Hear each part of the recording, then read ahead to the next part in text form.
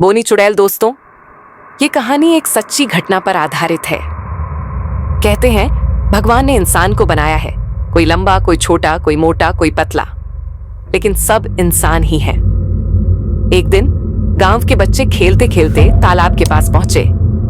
तभी एक बच्चे ने आसमान में उड़ती हुई कोई अजीब चीज देखी।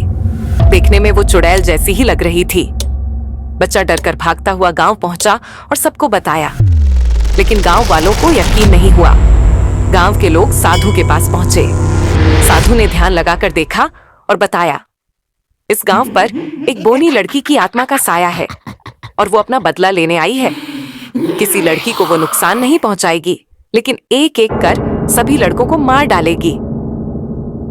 गांव वालों ने पूछा, वो ऐसा क्यों करेगी? साधु बोले, क्योंकि जब वो जिंदा थी तुम सबने उसे अपने घर की बहू बनाने से मना कर दिया था। अब वो बदला लेगी। गांव वाले घबरा गए और साधु से उपाय पूछने लगे। साधु बोले, मैं उसे रोक नहीं सकता, वो बहुत गुस्से में है, लेकिन एक तरीका है, अपने घरों में एक छोटा दरवाजा बनवा लो और हर रोज ठीक 7 बजे उसे खोलकर रखो। उसे लगेगा कि हर घर उसका स्वागत कर रहा है।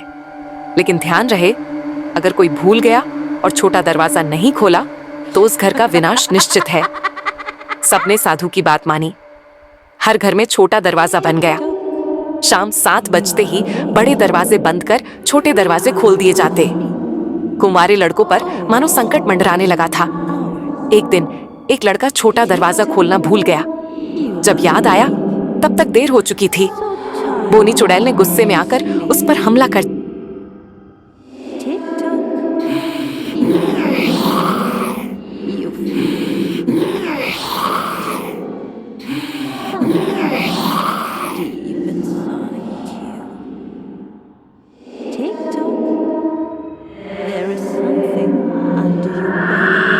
बोनी चुड़ैल का श्राप जिस भी लड़के को लग जाता, गांव वाले जानते थे कि उसके पास सिर्फ 13 दिन का समय बचा है। अगले ही दिन उसके घर भोज रखा जाता और औरतें गीत भजन गाने लगती ताकि उसका आखिरी सफर श्राप के साथ कुछ आसान बन सके। लेकिन परिवार वालों के लिए यह बेहद दुखद होता था कि वे अपनी जवान औलाद को अपनी आंखों के सामने रोज थोड़ा थोड़ा मरते हुए देखें। इसलिए गांव के लोग कीर्तन और भजन कर उसका माहौल हल्का करने और परिवार का दुख कम करने की कोशिश करते थे, ताकि उस मुश्किल घड़ी में उन्हें कुछ सांत्वना मिल सके।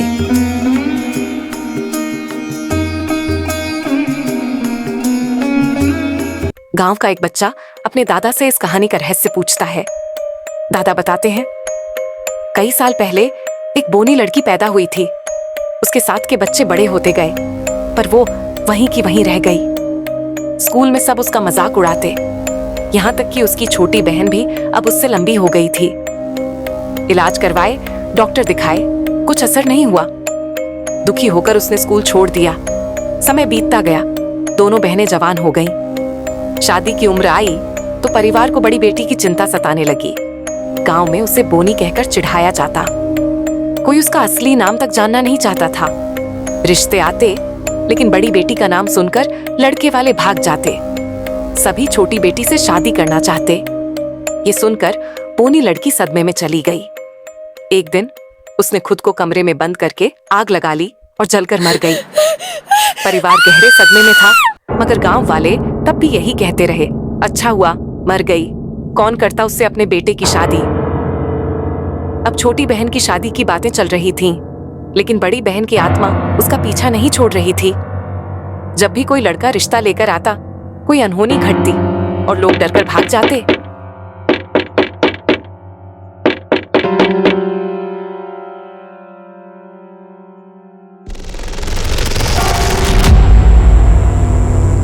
एक दिन गांव का एक लड़का अर्जुन छोटी बहन का हाथ थामने की कोशिश करता है, मगर बोनी चुड़ैल उसे भी नहीं छोड़ती।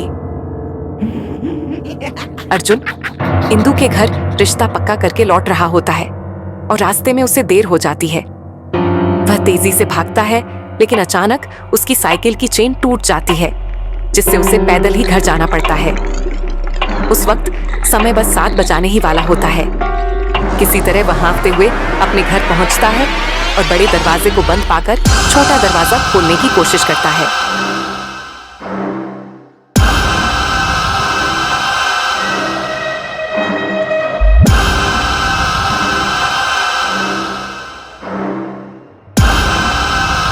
पहुंचता है और बड़े दरवाजे को बंद पाकर छोटा दरवाजा खोलने की कोशिश करता है। जैसे ही वह उसे खोलता है, दरवाजे की कुंडी टूट जाती है और घड़ी में ठीक 7 बज जाते हैं। घबराहट में अर्जुन जल्दी से एक डंडा उठा लेता है और दरवाजे पर मारने ही वाला होता है कि अचानक उसे बोनी चुड़ैल की गुस्से में चिल्लाने की डरावनी आवाज सुनाई देती है। तभी दरवाजा खुद ब खुद खुल जाता है और बोनी चुड़ैल का श्राप अब अर्जुन को भी लग जाता है।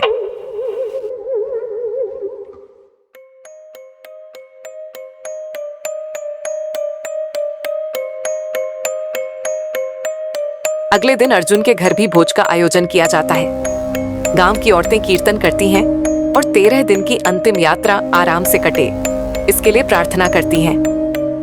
अर्जुन का पिता गुस्से से भरा होता है। वो बार बार यही कहता है, मैंने तुझे पहले ही समझाया था अर्जुन, उस लड़की का हाथ मत थाम, वो दोनों बहनें तुझे भी निगल जाएंगी। अब भुगत इसका नतीजा। अर्जुन खुद भी स्तब्ध था। उसे समझ नहीं आ रहा था कि वो अपने पिता को कैसे समझाए, कैसे बताए कि उसने ये सब जानबूझकर नहीं किया और अब जो हो रहा है उस पर उसका कोई वश नहीं है। तभी वहां बोनी लड़की की छोटी बहन अर्जुन के घर उससे मिलने आती है। अर्जुन को बोनी चुड़ैल का श्राप लग चुका था और उसके अनुसार ठीक 13 दिन बाद अर्जुन की भी मृत्यु तय थी। अर्जुन का बाप उस लड़की को देखकर गुस्से में आ जाता है। लड़की अर्जुन के बाप से कहती है, अर्जुन को जो भी कुछ हुआ उसकी जिम्मेदार मैं हूँ और मैं अर्जुन से शादी करना चाहती हूँ। ये सुनकर अर्जुन का बाप आग बबूला हो जाता है। वह अर्जुन को डांटते हुए कहता है, पूरे गांव में तुझे चुड़ैल की बहन ही मिली थी, अब देख दोनों बहनों ने तेरे साथ क्या कर डाला, तेरी भी मृत्यु तय है। तब लड़की कहती है, हम हॉस्पिटल जाएंगे, अर्जुन का इलाज कराएंगे, अर्जुन ठीक हो जाएगा। अर्जुन भी अपने पिता को मनाता है। फिर वे सब मिलकर हॉस्पिटल चले जाते हैं, जहां डॉक्टर अर्जुन की हालत देखकर उसका एक्स-रे करवाता है और कहता है, एक छोटी सी सर्जरी करनी होगी, फिर अर्जुन ठीक हो जाएगा।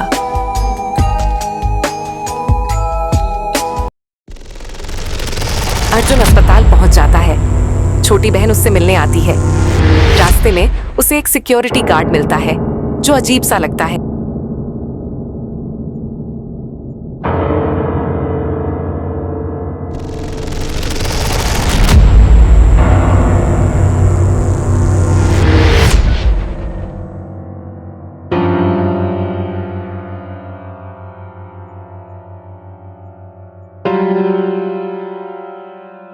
लेकिन सर्जरी के बाद भी अर्जुन की हालत में कोई सुधार नहीं होता। ये देखकर दोनों बहुत निराश हो जाते हैं। जब अर्जुन और इंदु हॉस्पिटल की लिफ्ट में अंदर आते हैं, तभी इंदु को वही सिक्योरिटी गार्ड फिर से दिखाई देता है। इंदु थोड़ी घबरा जाती है। लिफ्ट से निकलने के बाद अर्जुन आगे बढ़ जाता है, लेकिन गार्ड इंदु को रोक लेता है और उसे अपना एक कार्ड देने की कोशिश करता है।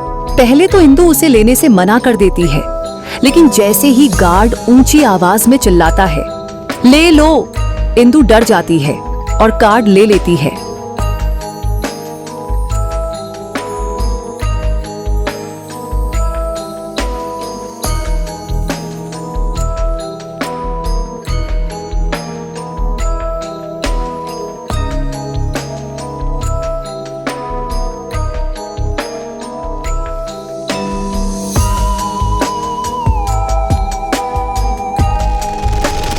गांव वापस आने पर अर्जुन को देखकर सारे गांव वाले फिर से निराश हो जाते हैं। गांव वालों की बस एक ही उम्मीद बची थी कि शायद अर्जुन के ठीक हो जाने से उन्हें इस श्राप से बचने का कोई तरीका मिल जाएगा, लेकिन अफसोस वो नाकामयाब रहे। अर्जुन के बचते ही जो खुशी गांव में आई थी वो एकदम से दुख में बदल गई। आखिर में इंदु, जो कि बोनी चुड़ैल की छोटी बहन है, उस सिक्योरिटी गार्ड की मदद लेने का फैसला करती है जिसने उसे कार्ड दिया था। दरअसल वह कोई साधारण सिक्योरिटी गार्ड नहीं था, बल्कि एक मसीहा था जिसका नाम विक्टर था, और वह असल में एक घोस्ट हंटर, भूत शिकारी था। विक्टर बोनी चुड़ैल की आत्मा को बुलाता है और उससे बात करता है। वह उसे समझाता है कि अब गांव वाले सुधर चुके हैं, उन्हें अपनी गलती का एहसास हो गया है। लेकिन बोनी चुड़ैल बहुत गुस्से में होती है और विक्टर की बात नहीं सुनती, बल्कि उस पर भी हमला कर देती है। मगर उसके हमले का विक्टर पर कोई असर नहीं होता, क्योंकि वह उस गांव का नहीं होता। अब विक्टर उसे फिर से शांत करने की कोशिश करता है और उसे एक आत्मा से मिलवाता है जो बोनी चुड़ैल को बहुत पसंद आती है। फिर दोनों आत्माएं आपस में मिलती हैं, बातें करती हैं और अंत में एक हो जाती हैं और गायब हो जाती है। इस तरह बोनी चुड़ैल का श्राप गांव से खत्म हो जाता है। गांव वालों को भी अपनी गलती का पूरा एहसास हो जाता है और वे समझ जाते हैं कि किसी की शारीरिक बनावट का मजाक उड़ाना बिल्कुल गलत है